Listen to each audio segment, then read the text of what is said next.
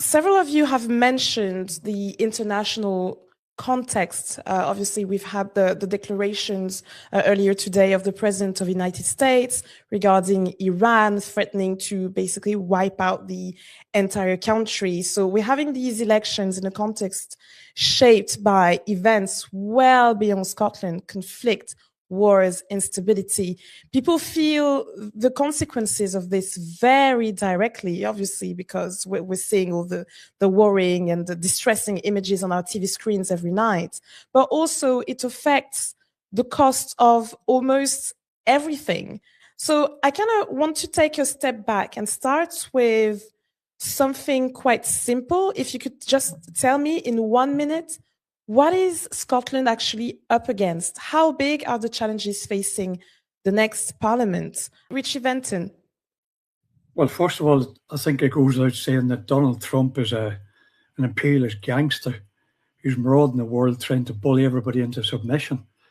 And the problem is that the government of Britain has been quite weak in response to that, to put it mildly, particularly during the whole genocide against Gaza. But to stick directly to your question, Gaza, then I think that as a party that stands for a set of packages that would increase people's incomes, cut household bills, and vastly improve public services, universal services, then that comes into conflict with the whole pursuit of war. Because war is profitable. It's profitable for some people. We've seen massive increases in the profit levels of arms companies in the last couple of years during genocide on Gaza. We've seen an increase in the last month alone of up to 25% in the valuation of energy companies like BP, Exxon, Chevron, Shell, and so on, because of the crisis in the Middle East. That's during the attack on Iran. And I think the challenge to a Scottish government is to say, no, we're not going to bend the knee to American imperialism in the way that Starmer has done. We're not going to allow refueling of bombers, so to speak, at Prestwick Airport or anywhere else.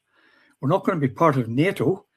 And we're the only party, as I understand it, or certainly unlike the SNP, we stand for an independent Scotland being outside of NATO. We believe that an independent socialist Scotland is critical.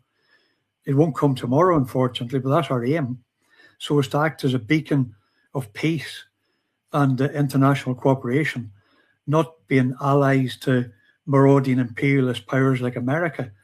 And lastly, I'll say that one of the things that we will continue to be is a consistently anti-war party.